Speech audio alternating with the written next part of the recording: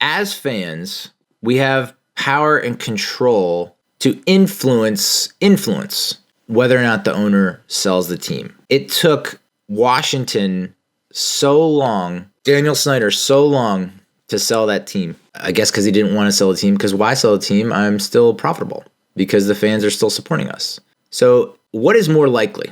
What is more probable? We can find another GM and coach, and I know we've been through four or five coaches, 3 GMs. I get it. You're not trusting John Mara to select the right GM and head coach anymore, right? You don't have any trust in him.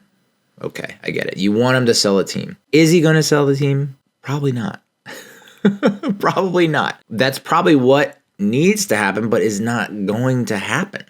I just don't think it's going to happen. So the only way that I think maybe you can make that happen is if the fans take a stand.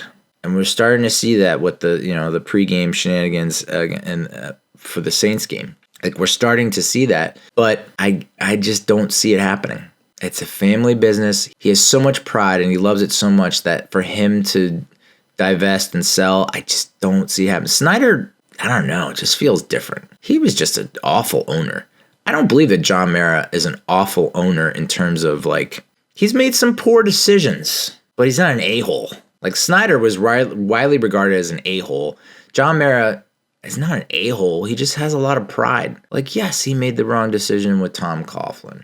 Everyone agrees Mara mishandled that situation. But I was one of the guys kind of saying, I think Coughlin's time is over. I don't think he has the same kind of power, influence, authority to reach this new generation of players. Like, to be honest, I put more of that blame on Jerry Reese than I do Tom Coughlin.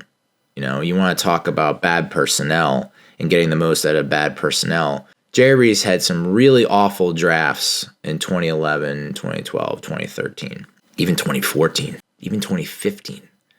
He had some really bad drafts, didn't really do a whole of a lot in free agency after that second Super Bowl win, and even slightly before that second Super Bowl win. So right around that second Super Bowl win, it was like there was a sea change, and Reese just stopped being a good GM. So it's not all Coughlin's fault, and I think Coughlin did the best with what he could. I mean, you want to talk about doing the best with a bad roster. 2013, 0-7 start, 7-9 we finished. You know, obviously the schedule worked out in our favor, but the defense rallied and we were winning games. 2014, we weren't winning just 2 games. 2015, we weren't just winning. We were in a position to win a lot of games and probably should have won a lot more games and probably should have went to the playoffs, but our defense blew. And one overlooked part of that season was Jason Pierre-Paul blowing his fingers off with fireworks before the season. You want to play the what-if game. If JPP doesn't blow his fingers off with fireworks before that season, we're going to the playoffs. I watched a whole video about how the 2015 season was the beginning of the downfall and was the reason why the Giants are in the quagmire that they're in now. And I don't know that the creator made that much mention of JPP. That was a huge, huge injury. The guy was never the same after that. We had just given him an extension, I believe, a contract extension, and he goes and blows his fingers off. If he does not do that, I believe he puts up a season that could be on par with the Strahan, with an LT, with an OC. Like, I feel like he's going to put up a top-notch season. Instead, he blows his fingers off and he's not really himself that year. And then he wasn't himself ever again, really. So that's a very roundabout, long way to say that the shit that Tom Coughlin had to put up with and still got his team to win and got canned, and Brian Daboll is still the coach with this roster. And, you want John Mara to sell? He's just not going to sell. I mean, I don't even know what the hell it would take for him to sell, other than literally no Giants fans in the stands. Just all opponents' fans for the remainder of the season. It's up to you, Giants fans. Can you do it? Can you do it? Because John Mara has said, if fans are booing, that means they still care. But when there's indifference and silence and crickets, that's when he knows there's indifference, and that's when he knows he has to make a change. But that's, to me, indicates that that's just a change at GM as a GM and coach. I don't even know what the hell it would take. A riot, a rebellion. I don't know what it would take for him to sell, because it's a family business. He's so proud, and he wants to do right by. He wants to do right, and yeah, he's made some bad decisions. But fourth time's a charm. What do you have more confidence in? You have more confidence in Brian Daboll and Joe Shane turning around in year 4 with a new quarterback, which I guess a lot of people do have confidence in that. Or do you have more confidence that he'll bring it? I don't know.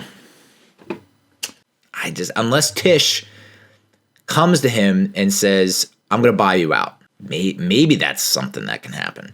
Tisch comes and says, I'm going to buy you out, or I want you to sell. Maybe. I don't know. But so John Mara is always going to be part of the problem, unless, the owners almost always win, dude. They sell when they want to sell. They don't sell because the fans want them to sell. The only message and the only way that the fans can get the owner to sell is literally boycott. Do not buy merchandise. Do not go to games. Do not support this team. Do not be vocal on social media. Go completely silent and quiet and ignore the team. Fans, it's tough for all fans to do that. But if all fans did that, yeah,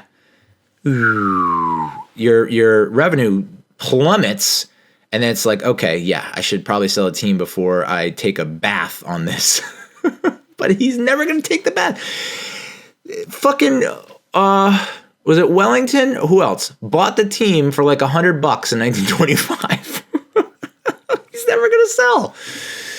It's going to be a family thing. It's just, so John Mara is always going to be part of the problem. But I do believe there is a silver lining and a positivity there, which we're going to get to in a little bit.